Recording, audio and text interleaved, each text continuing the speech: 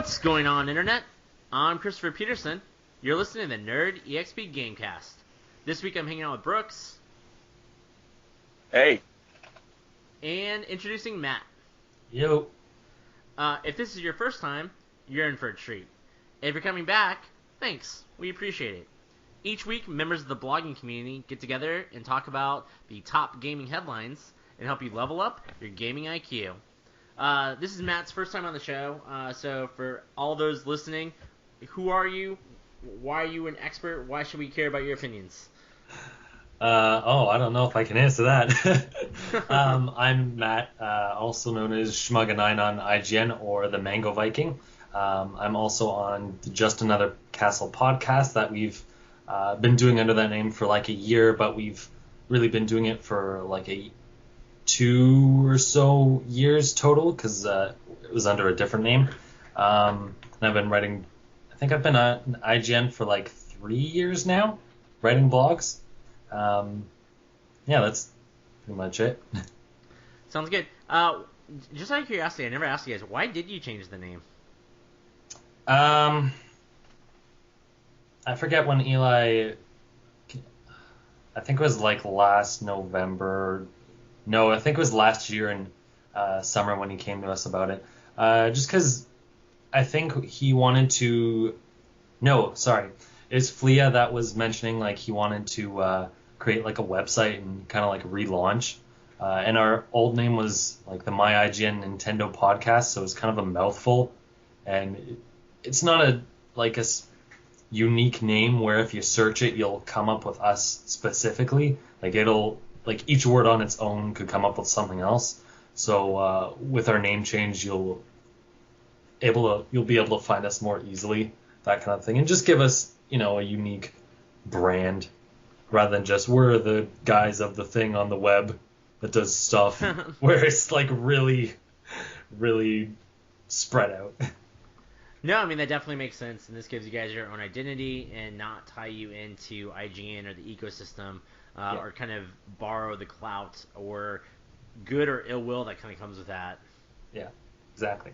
So I've been on, great group of guys, great podcast, really knowledgeable. If you like this podcast, check out Just Another Castle. Thank you. All right. Well, thank you, Matt, for being on. We'll jump into headlines for this week. No real particular order. Star Wars Knights of the Old Republic 2, The Sith Lords, is getting an patch. This game came out in 2004. The PC version is getting a patch that's going to allow Steam Workshop support, achievements, controller support, up to 5K monitors, Steam Cloud saves. I mean, they're not making a new game, but they're definitely making this 11-year-old game modern again. 5K is a thing now? We can't even afford 4K. What the crap? I did think that it was, I don't know if that was a typo or if that's a thing now. Yeah, I thought the same thing was odd. It seems very marketing. So they're trying to future-proof it. Yes, exactly. Kind of like, or just everybody else is like, well, yeah, you can go buy a 4K TV, but we have a 5K TV. Yeah, when you wrote that that this game's receiving a patch, I'm like, I thought you meant the new Knights of the Old Republic, whatever the proper name of that is. I'm like, oh, it doesn't really seem newsworthy, but then you're like, oh, it's the one from 2004. I'm like, oh, okay, now I'm still confused. Why? So the game is coming out on Mac and Linux for the first time. So I think that's part of it. And so they did do some of these new features for those other platforms. And so they're really rolling it out to the PC version as well. Obviously, the Xbox version is not getting a patch. So, Xbox original. But I don't know, I mean, that's good for people out there who might be interested in this game, willing to play it. And I think more than anything, kind of for me, just that Steam Workshop support. I mean, opening this up to more mods. I mean, people mod Fallout and DayZ and, games to become Star Wars. So now they already have a Star Wars game, so they can mod it to be more what they want. So are the modders just gonna mod this game and then just stop playing whatever the new version is? Like, we don't have to pay for this new version. We'll go back to the other one we liked. I doubt it, but I remember that E3 2015, way back in the day, when EA did the trailer for their new Knights of the Old Republic, Old Republic, the Old Republic DLC. I was like, man, I really wish this was just a single player game again. Like, I would love for them to make Knights of the Old Republic 3. Yeah. So, I guess that's about it. Are there any other old games that you guys can think of that need to be patched? Not that, like, ported to new consoles? No, I mean, that's somebody else's completely different topic. I don't know, because it's not like there's... I was going to say, it's not like there's a lot of broken games. Sorry, there's not a lot of old broken games. Wah, wah. No, that's pretty fair. No, you're absolutely right.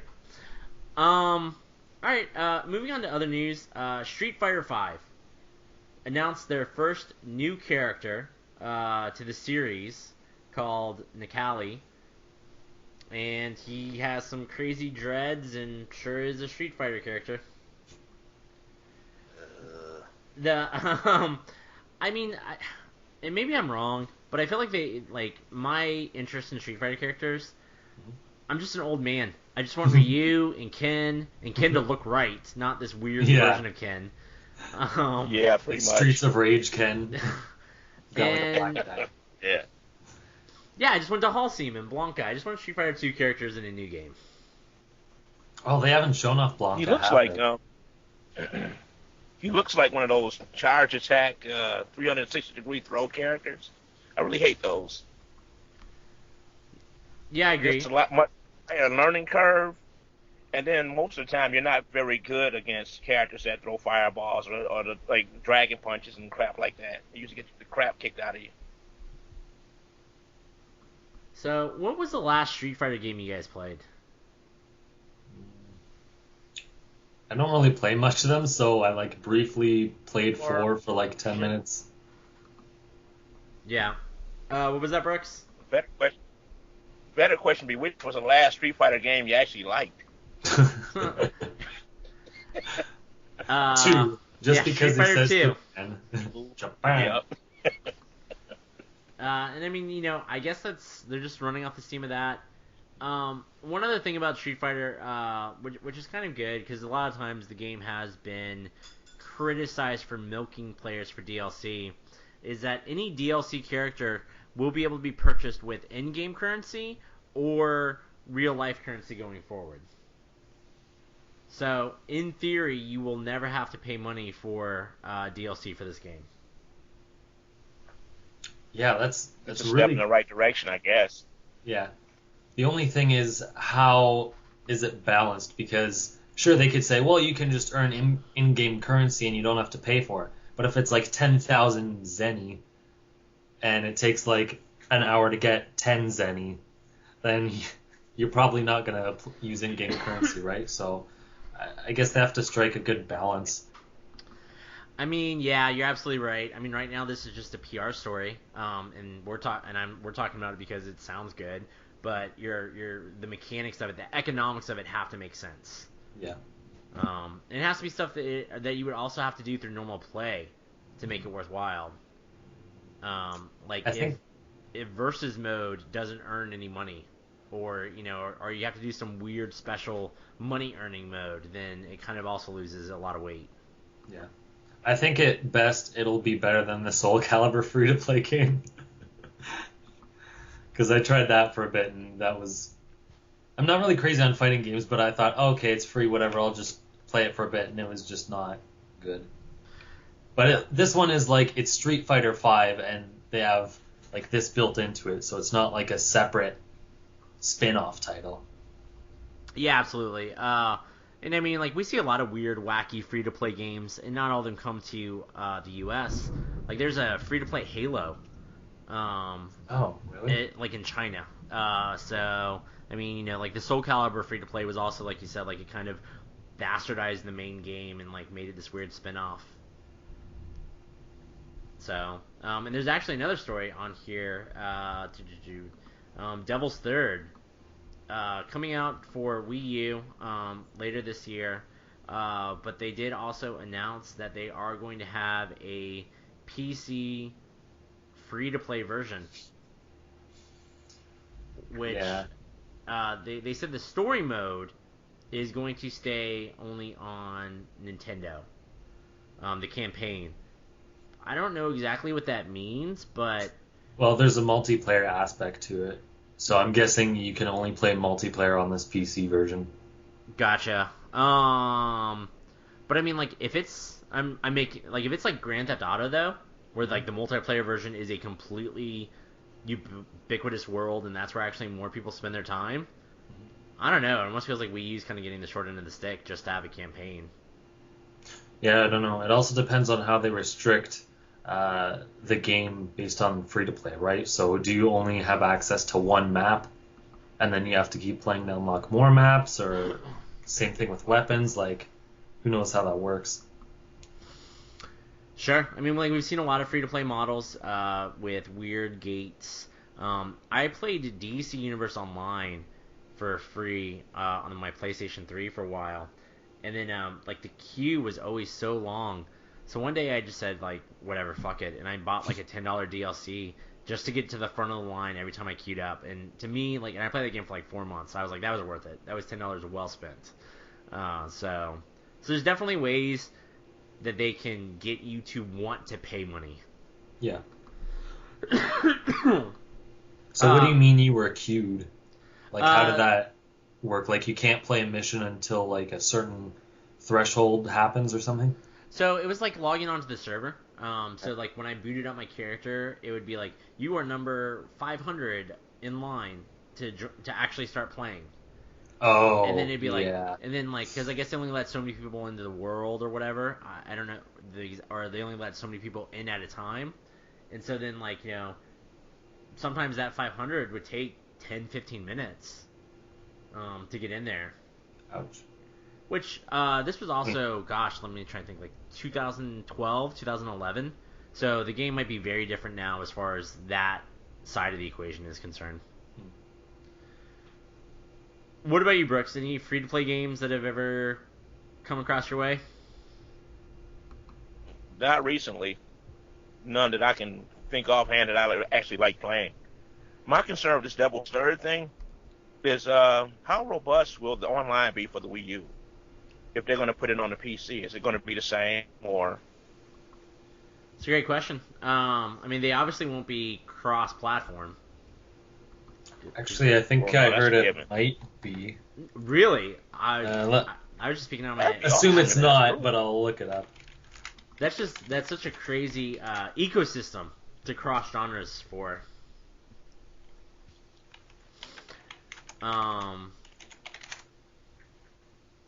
But yeah, that's a great. Is this, as I said, is the Wii U online infrastructure good enough to make it possible to cross over like that? I was wrong. No, it doesn't cross over between the two.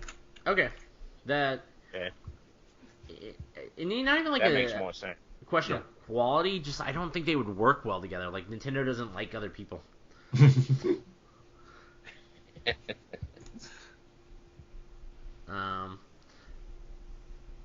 All right. Moving on. Kickstarter. We mentioned this when it first came out, but finally closed. Shenmue 3 is the most ever for a video game received in donations. It got 6.3 million from 69,000 backers. They only wanted 2 million, and from everything we can tell, this game will cost 50 million to make. Jeez, that's a huge amount on Kickstarter. But the question I have to think of is who is going to surpass it? Or how long would it take? Gosh, that's a great question. I mean, you know, Shenmue, like, as far as I know, isn't even like the most beloved game to be on Kickstarter. Like, I saw Yooka-Laylee get so much more buzz from like my personal channels. But it was that announcement on the E3 stage when gamers around the world were already watching. Yeah. And people wanted to be part of something, so. Well, yeah, it's part of the like Duke Nukem and Final Fantasy VII remake circle where it's like these games people wanted for like a decade, and then now they're finally coming to fruition. So what could possibly surpass this? Half-Life 3. Yeah, oh my God, yes. I doubt it would be on there, but I mean, yeah, the only reason Half-Life 3 might not would be because Valve would get so much flack for asking people to fund it. yeah.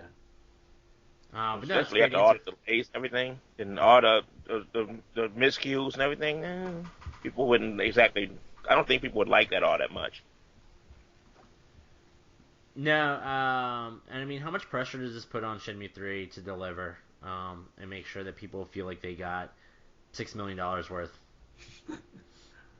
I'm hearing that they were a 10 million would have been enough for like to make it open world or something, kind of like how the original game was. Okay. Like, I know that they have actors and a lot of screen motion capture, a lot of special effects. I'm just hoping. I just wonder what they're going to do with it, because when you consider that Shenmue, a lot of the things we see in games nowadays, like open world and the interactivity, were started with this game. Quick time events. I'm wondering if they can surpass all that. I just wonder, more than that, are we going to see Shenmue 3 be a 2015, or when it comes out, I apologize, will it be a 2017 game? Or will it be I can't remember when Shenmue 2 came out, but or would it be a 2000 game? Is it going to be a game with modern gaming sensibilities? Or is it going to kind of be, like Matt said, like that Duke Nukem Forever? Like, it's a game that comes out, but it's really a staple of a bygone generation. Wow, that's a great question. Yeah.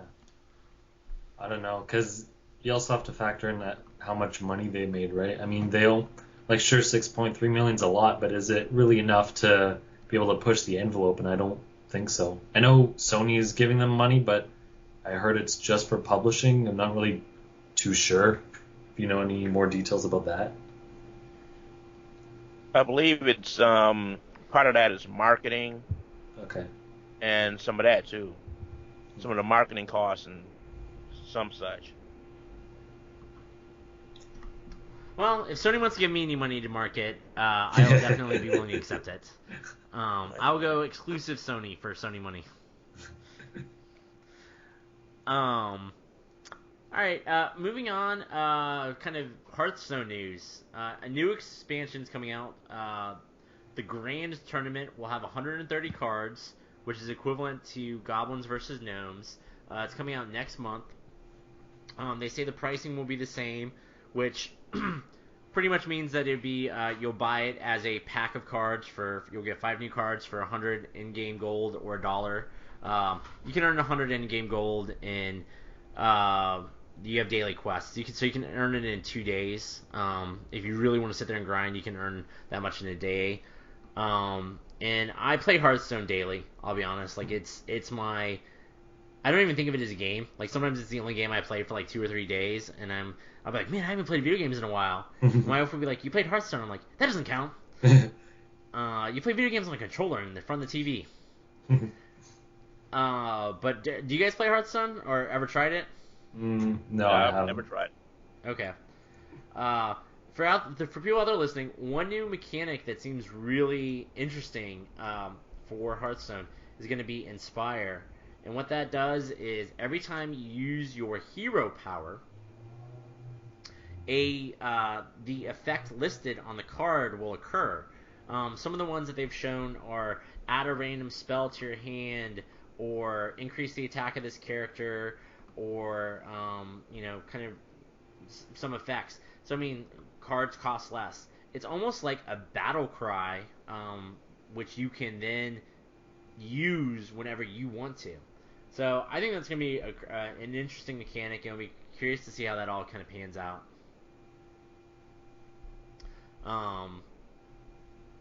So should definitely check out more. I didn't put this on the docket, but Fallout Anthology was announced. So I don't know if you guys saw this. This is going to be Fallout 1-2-3 New Vegas, and then Fallout Tactics, which I'll be honest, I've never even heard of. All kind of in a collector's nuclear bomb that's going to be available for people who wanted to catch up on kind of the Fallout series.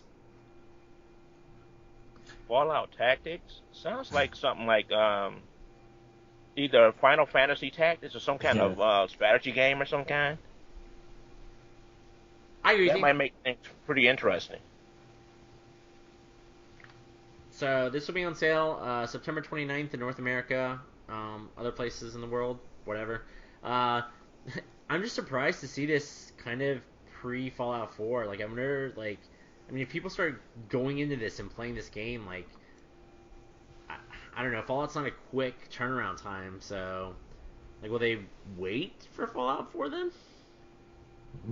It kind of makes sense because you got to consider some of these people. Fallout 4 might be the first game for some of these people out of the series, so it might be a good idea to bring out all the other ones ahead of time and let them get a little play into it while they're waiting for the Fallout game to be released.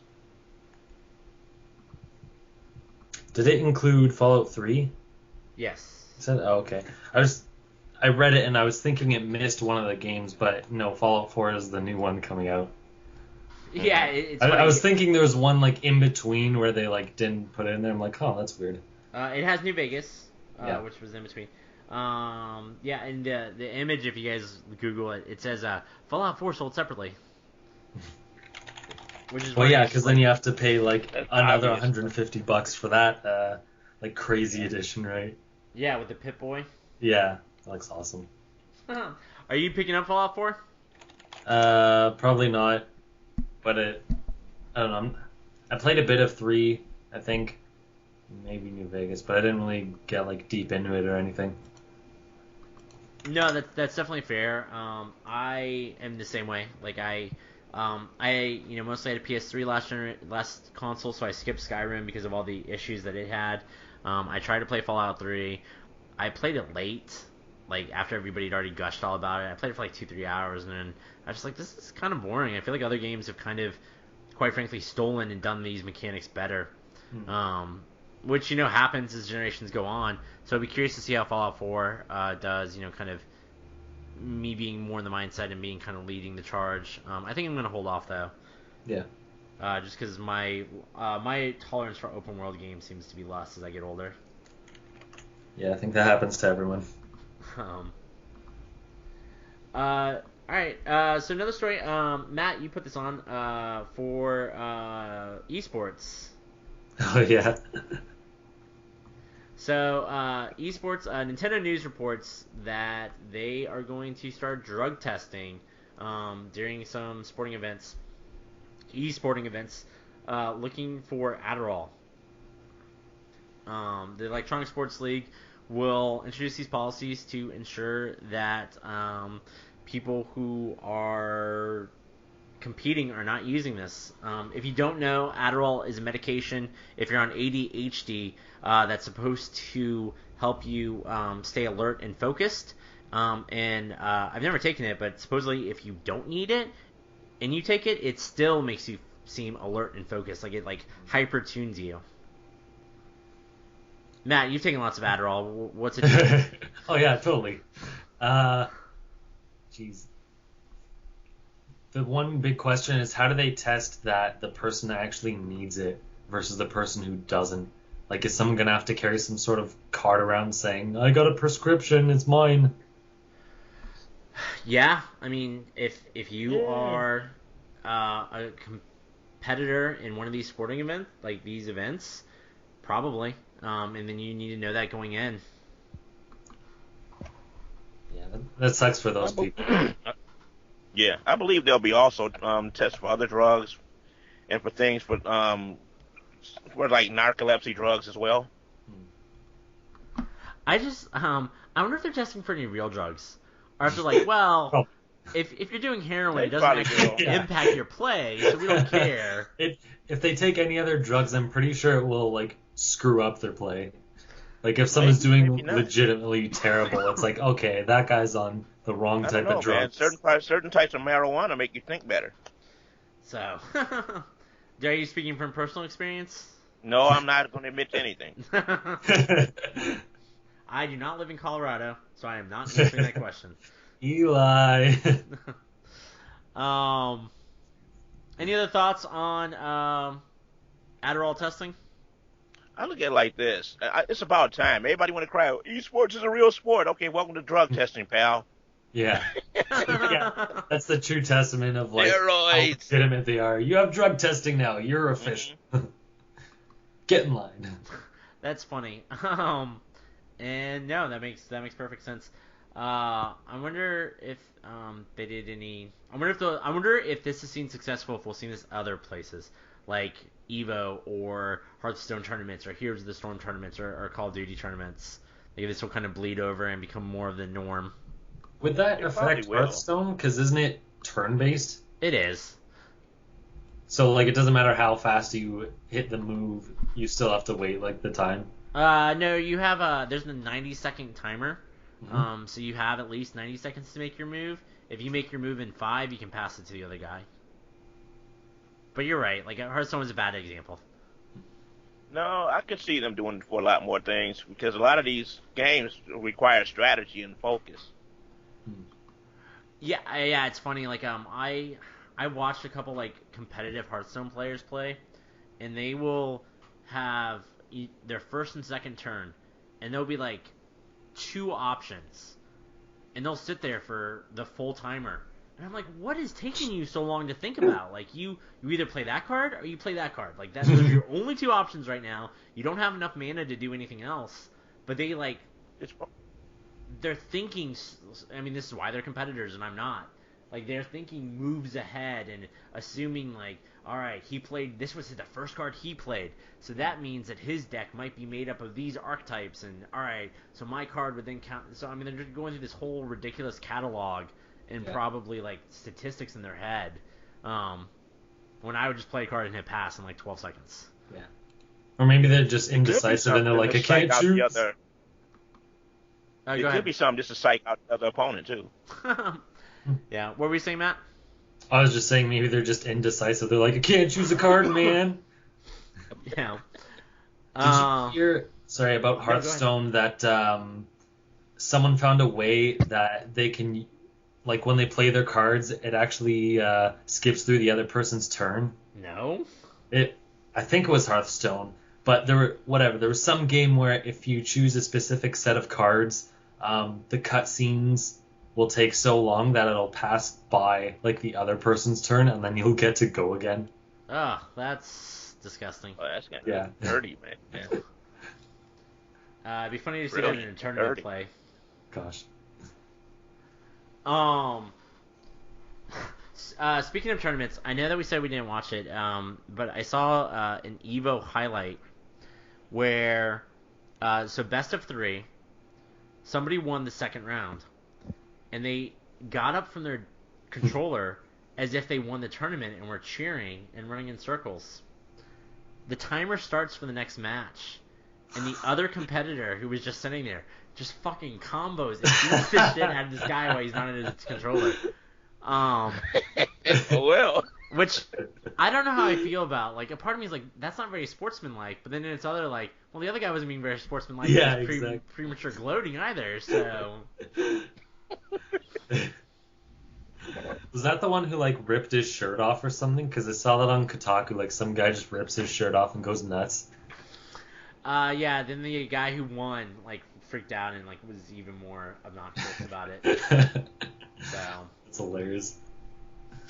last bit of news on the docket, not on the docket, but Tomb Raider, Rise of the Tomb Raider, Xbox exclusive, and we all were told, it was a timed exclusive. And today I think we got our first hint of what that timed exclusive means. PC version will get the game in 2016,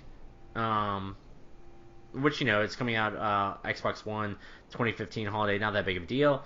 But then PS4 won't get it until next holiday, 2016, which did surprise me. I kind of, through no rumors or speculation, I just kind of always assumed that this exclusivity deal was going to be like 3 months.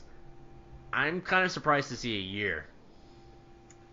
Yeah, that's pretty nuts. Mm, I mean, at I mean, that by the point, time their version comes out, the Game of the Year version for Xbox One will be out. and I wonder if that's yeah, I what. mean, but all the bugs and stuff. I'm sorry. No, go ahead, Brooks. But see, when you think about it, it sucks to wait that long. But you got to consider all the bugs and things that'll be fixed, and all the DLC that'll be available by the time the PlayStation version comes out. No, I mean that's definitely a good point. I mean, especially with the state of games today. I mean, Square Enix has been working on this game for a while, so hopefully it'll be in a little bit better shape.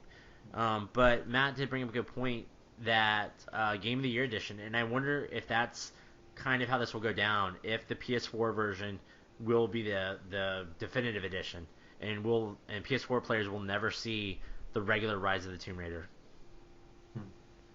I don't know. If it's the same price, it wouldn't really matter. Oh, absolutely. I'm just wondering if they'll only release the vanilla edition on PS4, and then the Xbox One will have the Game of the Year edition, and they're both the same price. It's like, well, now I'm missing out on content, or now the regular edition is cheaper on the other one. I don't know if they'll get away with that though. I mean, yeah. I mean, but you're absolutely right. We don't know what they're doing here, what this deal. And I think that's what's frustrating about it most, as kind of a person on the sidelines, is there's no transparency. There's been no transparency with this whole exclusive, Xbox One first, timed exclusive. What does that mean until now? So, and I think at this point, like, I don't know how much they paid for this, but you know what? Whatever. Just make it an exclusive. Like, a year in video game time is so long that game is going to be borderline irrelevant by the time it hits PlayStation 4. Yeah. Probably. The other thing I wonder about Xbox is Phil Spencer was saying some of their exclusives are going to come to PC at their, whatever, the E3 PC conference or whatever. What benefit is it to Microsoft to release these games on PC? I guess more sales, or is that losing potential Xbox customers? I have no idea. I mean, so Windows 10 is the most, is their platform. So I guess the question is, do developers have to pay Microsoft to have their games available on that OS? Yes? But then, no? Yeah, I forgot Windows has its own store, right? I was just thinking Steam. Yeah, it does. Okay. Okay, that would make sense. Because I was thinking, what's the point of them releasing an exclusive game on Steam? Because how much are they going to make off of it, and wouldn't they lose customers? But if it's releasing on Windows, then I guess it's still technically exclusive to them. Does anybody buy on Windows? I mean, if you have the Steam store, if you have an option. I don't even know the last time Windows sold games. I don't either. I just you can actually get Xbox games and stuff off of the Windows Store actually, or PC games, free, paid, some everything. It's all kind of crap on there. Okay. A lot of people just don't think of going there because if they go to the if they want to buy something for the Xbox, they just go on Xbox Live. Yeah. I don't even know where to look for a Windows Store on my computer with 7. I know 8 and 10 does, but I don't have a proprietary Windows Store button on here. No, you got to add that. Let me Google Windows Store. Yeah, you could. Do that it's too. not even in my mental registry. I'm just PC game, it's on Steam. That's how synonymous it is. Unless it's an EA game, then you gotta go to Origin. Yeah. And I wonder how much longer until Uplay is a place where you have to buy games from. I don't know. How many people bother with it? No, I don't think I ever have. It's a goofy store. Yeah. All right. Well, thank you, Brooks, for helping us level up our PC Windows gaming IQ. You're quite welcome, I guess. So just want to touch base with you guys. What games have you guys played this last week? Matt, why don't you go first? All right, I've finally bought I got it as a gift, but I finally got Splatoon, so I've been playing that. How do you like it? It's pretty cool. I played the demo for like an hour when that came out, and I was enjoying it. And then I started playing the full game, and I've only had a couple hours with it, but I really like it. At first, I wasn't too sure about the 3-minute timer.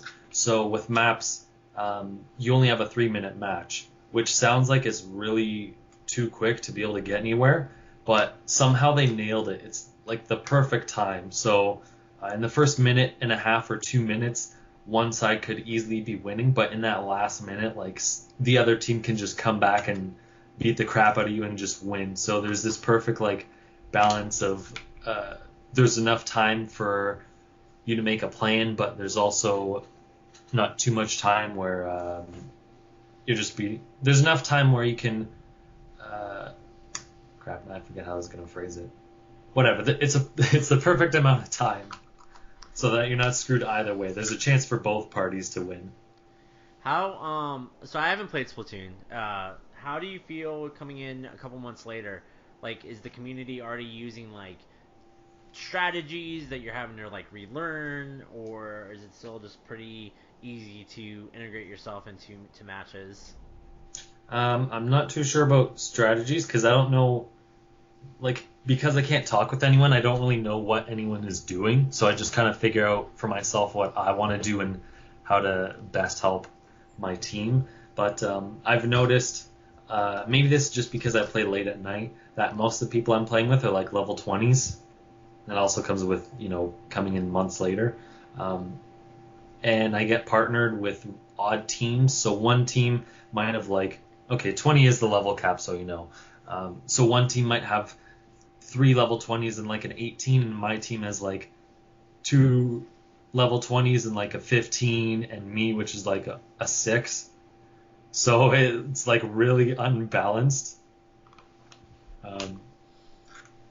Like obviously a lot of people are going to be playing, or a lot of people who are going to be playing are obviously high up there, but I'm not sure if it's just the time I go on that it's just kind of unbalanced or what have you. Do the levels give you better abilities or skills, or is it just a reflector of how much you played?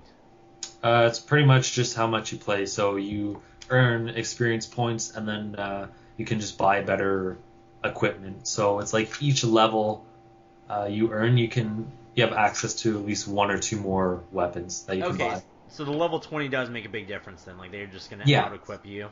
Yeah. Oh, yeah. I forgot to bring up. You also have stats on each of your equipment. So like your headgear, like your boots, your shirt or whatever, and your gun. So someone who's level 20 can upgrade their abilities and whatnot. So one of them might not use as much ink and this and that, and each article of clothing and the gun can have like 3 separate stats. So when I play, I only have like 1 on each thing. So that also kind of screws me over, because if they can save up a lot of ink, or their gun's just really fast, like they'll be able to mow me down easily.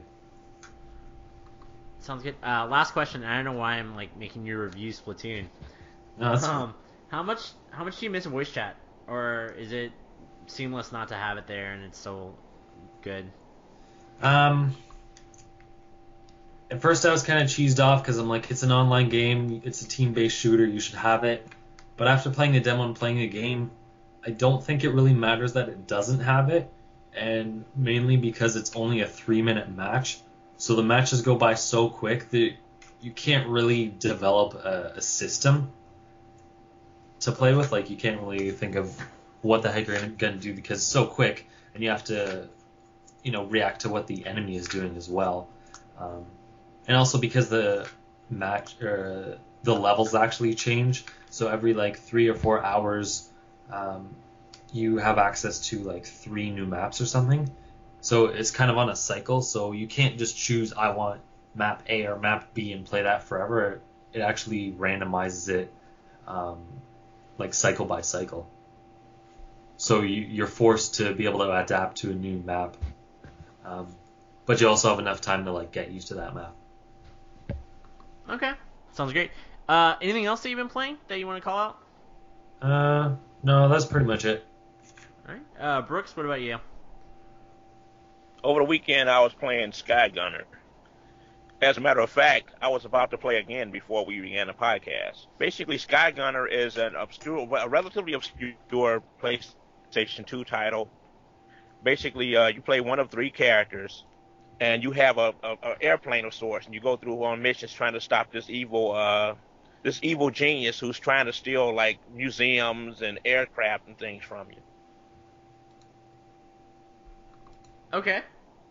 I feel like you call out a lot of space shooters, like bullet hell shoot 'em ups. Yeah, a lot. They're fun. I mean, there are things you can kind of get into and play for a while, and then get right back out of.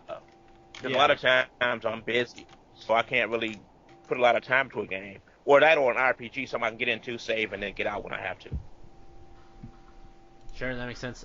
Anything else that you've been playing? No, that's it. Okay. Pretty much. I've been playing Hearthstone, but we already covered that. And I've played Rocket League. This is a free game on PS Plus for the month of July. So if you have PlayStation Plus, check it out. If you haven't heard of it, it is basically you're a little remote car and you play soccer. There's 1v1 up to 4v4. It's kind of simple mechanics. You have drive, brake, boost, and like jump. A lot of people seem to really enjoy this and are calling this out as fun, tight, like controls and just great gameplay. I suck at this game, so like I've played 3 matches and I've lost every single one, and I don't know if that's like impacted my fun factor, but I don't know. Like I'm trying to get into this and I can't. Like it just seems too chaotic, and maybe the camera angle's off for me, but it's just not. It's not fun. And when I say I've lost, like the first match I played, my team lost 16-1, and this is a 5-minute soccer match. Yeah, so I mean, like we were just getting brutalized. Like it felt like we could do nothing right. So is it Federation Force without the controversy then? Yeah. From what I could see. So yeah, this is actually the developer's second game. I never played their first. I'm gonna butcher the title. It's like Supersonic Adventure Rocket Car Smash Amazing Game, and then they just sort of like, let's call it Rocket League. People will actually get it. I think it's a perfect PS Plus game, to be honest. It just came out this month. It's multiplayer, so you're getting the most people that you'll ever have playing it right now, probably, and you know, it's simple mechanics that are easy to pick up, hard to master. But, you know, a lot of people seem to be digging it. I'm not, but it's free, so definitely still, well, free with PS Plus. So give it a shot and let us know what you think of it. Yeah, that's a smart idea You said it's releasing this month, right? Yeah, it released this month. Yeah, that's a smart idea. Like, make it free as soon as it's available, and then you'll have a bunch of people playing it, and then eventually it'll pay for itself. Sure. I mean, late adopters. I've seen some reports of game companies saying that they do get a sales boost even after the PlayStation Plus expires, because like people's friends like see them playing on their playlist and like, oh, what's that? And you know, you still get that extra kind of word of mouth. So, Nice. Oh, go on. I wanted to add one more thing. I'm sorry about Sky Gunner. If people want to see what it actually looks like, look up Sky Gunner on YouTube, and it's some videos that'll show clips from it, like title screens and some of the gameplay, and you'll have an idea what the game actually looks like. Okay, definitely sounds good. Are you gonna keep playing? Are you gonna keep playing Sky Gunner? Oh yeah, I mean, have you ever beaten Sky Gunner? Each character, yeah. Oh, yeah, I've beaten it quite a few times, but it's like you can get it depends on how you play, you can get a certain score. They have developer scores and your scores, and you can compare to what they've done and what you've done. It's 3 characters, well 4, it's 3 characters and a hidden character, and each character corresponds to the difficulty level. One character is easy, one character is normal, and one character is hard. It's a pretty interesting game. It's pretty obscure, flew under the radar. Most people don't really know about it. Flew under the radar? Oh yeah, it flew under the radar. Crashed and burned, and that's why no one knows about it. No. All right, sounds good. Definitely check out Skygunner, Splatoon, and Rocket League if you're interested. So this is games we've been playing now, and I know we don't have all the consoles, so this question might be a little difficult to answer. So I guess two parts. One, what is your personal game of the year that came out in 2015? And what do you think's kind of the front runner for the community for game of the year? Wow. All right, I'll go first, just in case. So my personal game of the year, if this doesn't count, that's fine. My personal favorite game of the year is Shovel Knight. I played it on the PlayStation 4 for the first time. I know it technically came out last year for the Wii U. So if that doesn't count in your eyes, I'd go with Batman Arkham Knight. Yes, the Bat Tank sucks. And yes, the PC version is broken. But I don't play it on PC, so that doesn't matter. I mean, just unfortunately. But the PS4 version, it looks great. It's a beautiful game. Batman parts play great. Predator parts play wonderful. The story has some great twists and turns, some great shock jumps. It's a well polished game. I think technically it's the best game in the Batman Arkham trilogy, just because it's the newest, except for the Bat Tank. Oh, I hate the Bat Tank so much. But I think the game that I had the most fun playing with is Batman Arkham City was my favorite while I played it. I just think that it's a really tight game, and it does a lot of things right: storytelling, action, comedy. So I think it definitely deserves that as my personal nod. If I was to guess the community's game of the year, it'd probably be Fallout 4 just based off that E3 demo, but that hasn't come out yet. I think a lot of people, critics and fans who played it, love The Witcher. I've never, even people who don't love it, still admit that it's a really well designed game. It's very tight, it's dense, it has a lot of things to do, a lot of options, a lot of side quests. Gwent is a card game, collectible card game in the world of Witcher. It's apparently as good as Hearthstone. From what I've heard, people are screaming for a Gwent spin-off standalone. And everything, Witcher sounds like it's a very well polished product. And I think that's right now kind of the community's darling. So I guess jump ball, Brooks or Matt, what are your guys' personal favorite game of the year? My personal favorite for the game of the year is Bloodborne. I've actually got a chance to play that game, and I'm gonna tell you what, it is fun. Oh, it's a spiritual successor to the Souls games, but unlike those that are just hard, this one's hard and it's fun too. There's a big difference. Now, as far as the game of the year, most people are probably going to pick. It will probably be Batman Arkham Knight, even though the PC version sucks ass right now. It's still a great game. Everybody's digging this game.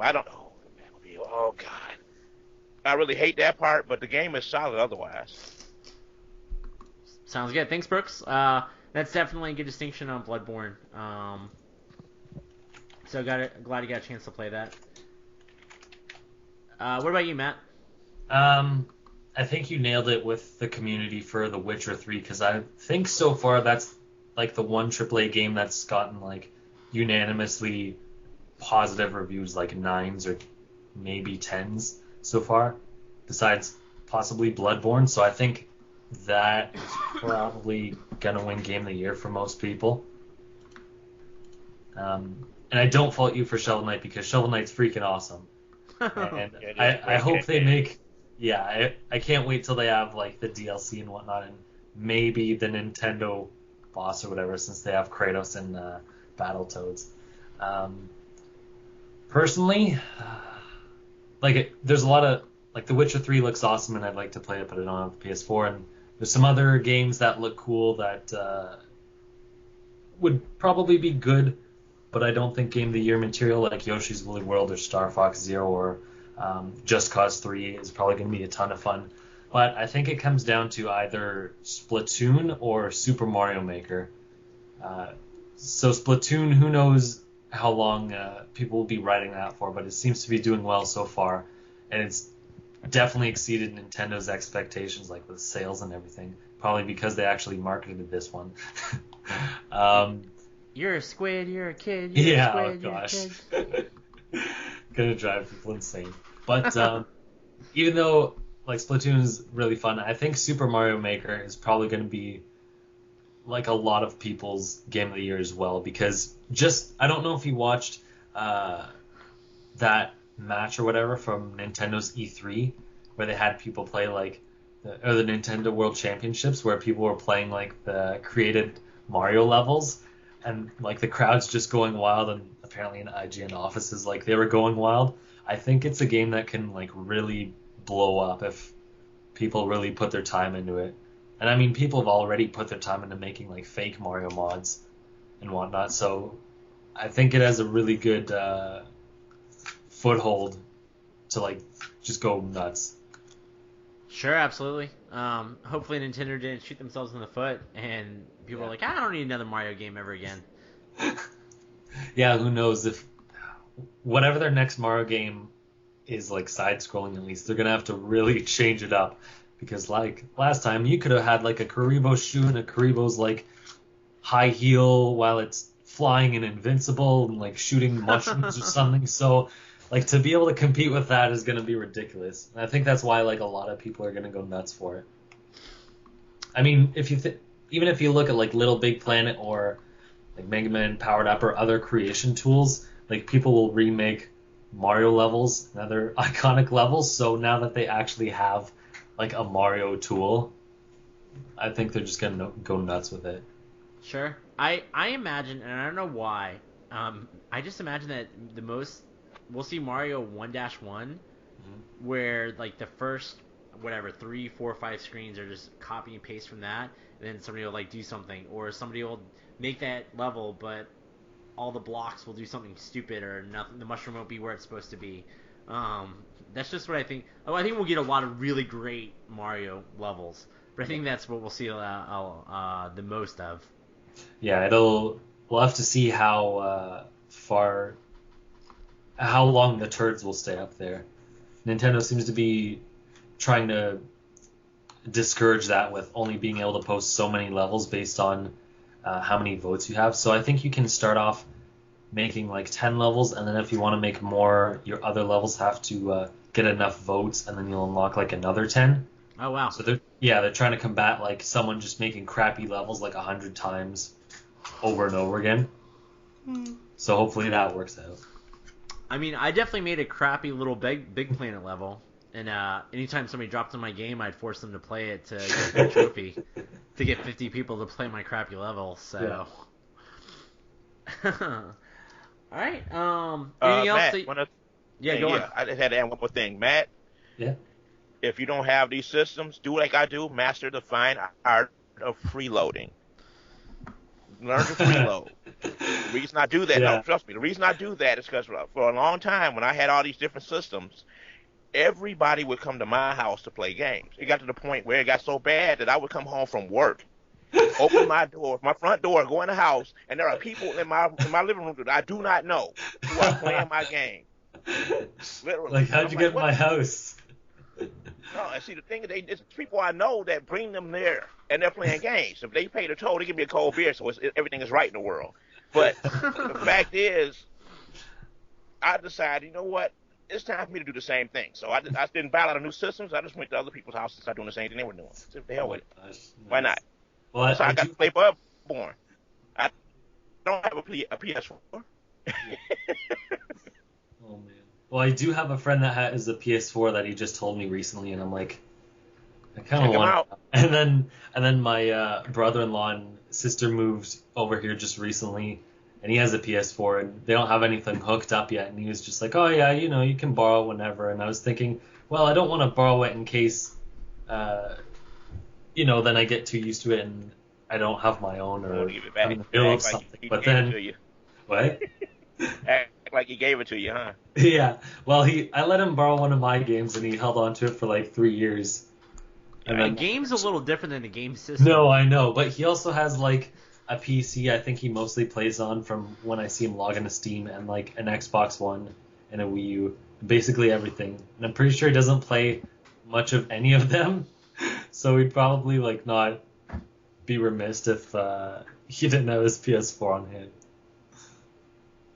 I don't even have money for like all the games I want anyway. So I'd probably only like pick up Infamous for $20 and that'd be it.